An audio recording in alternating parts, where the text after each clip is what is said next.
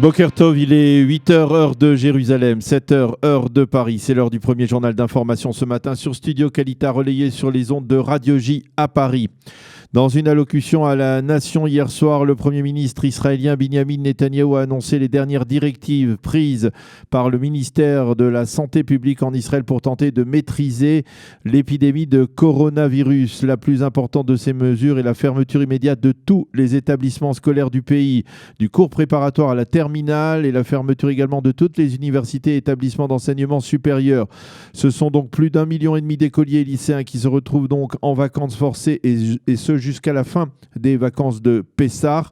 Par contre, il a été décidé que les crèches et écoles maternelles resteraient ouvertes, ce qui, ce matin, provoque la colère des jardinières d'enfants qui ne comprennent pas les motifs de cette distinction. Le Premier ministre Netanyahou a souligné dans son intervention que l'État d'Israël était confronté à la plus grave épidémie depuis sa création il y a 71 ans. Il a expliqué que le virus progressait de manière géométrique, d'abord doucement, puis de plus en plus rapidement. Notre objectif, a-t-il dit, est de freiner le rythme de la contagion et de gagner du temps dans l'espoir de trouver un vaccin. Nous œuvrons en ce sens avec l'étroite collaboration d'équipes médicales à travers le monde. Monsieur Netanyahou a appelé le public à respecter scrupuleusement les mesures prises par le ministère de la Santé, comme la mise en quarantaine, l'éloignement entre les personnes afin d'éviter toute contamination, ainsi que les gestes de prévention et d'hygiène, comme par exemple se laver les mains régulièrement.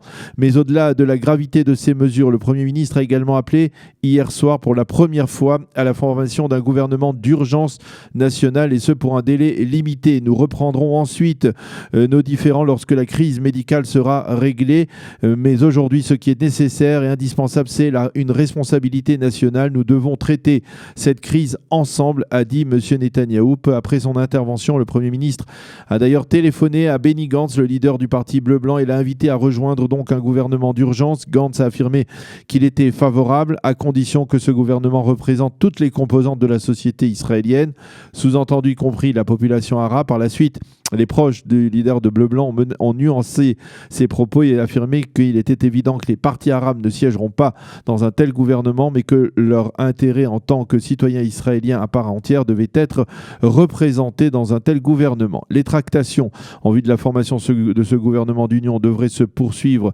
et s'accentuer même dans le courant de la journée, également durant le week-end. Il faut rappeler que c'est dimanche que le président de l'État, Reuven Rivlin, doit rencontrer les chefs des formations représentées à la 23e Knesset pour savoir qui il recommande au poste de Premier ministre.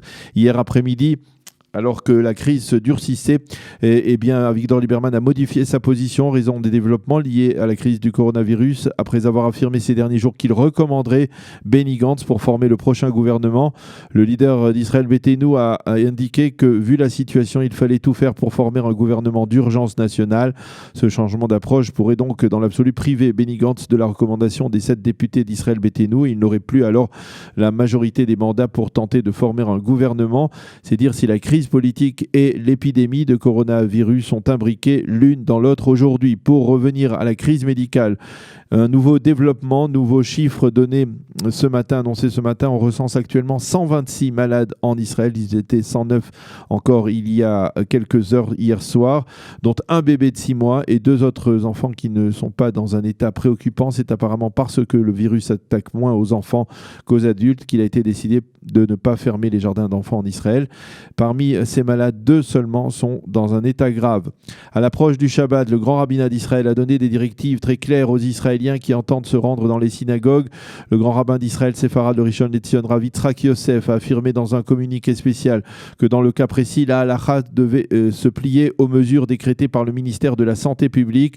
En conséquence, il a demandé aux fidèles de ne pas se rendre pour l'instant au mur occidental pour y organiser de grands offices, que chacun prie près de chez lui, a déclaré le Rav Yosef. Il est interdit également de réunir plus de 100 personnes dans les synagogues et donc dans les communautés importantes. Il faudra séparer les offices, comme cela est en train de s'organiser dans les différentes communautés à travers le pays, pour ne citer que la communauté, par exemple, les communautés dans le quartier de Har Choma à Jérusalem, également dans l'ensemble du pays. La grande synagogue de Jérusalem, elle, sera exceptionnellement fermée ce matin, ce Shabbat, et dans de nombreuses communautés, il a été décidé d'annuler tous les kiddush publics et d'éviter d'amener les enfants dans les synagogues. D'ores et déjà, il est possible d'affirmer que de nombreux Israéliens qui ont l'habitude d'aller à la synagogue préféreront ce Shabbat rester chez eux, et ce, en dehors, bien entendu, des communautés comme la communauté des Ohavé Tzion, de la communauté des originaires de Tunisie à Jérusalem, qui ont été placés en quarantaine après que l'un des fidèles ait contracté le virus. Les rabbins appellent les fidèles à scrupuleusement respecter les directives de la santé et à ne pas les négliger.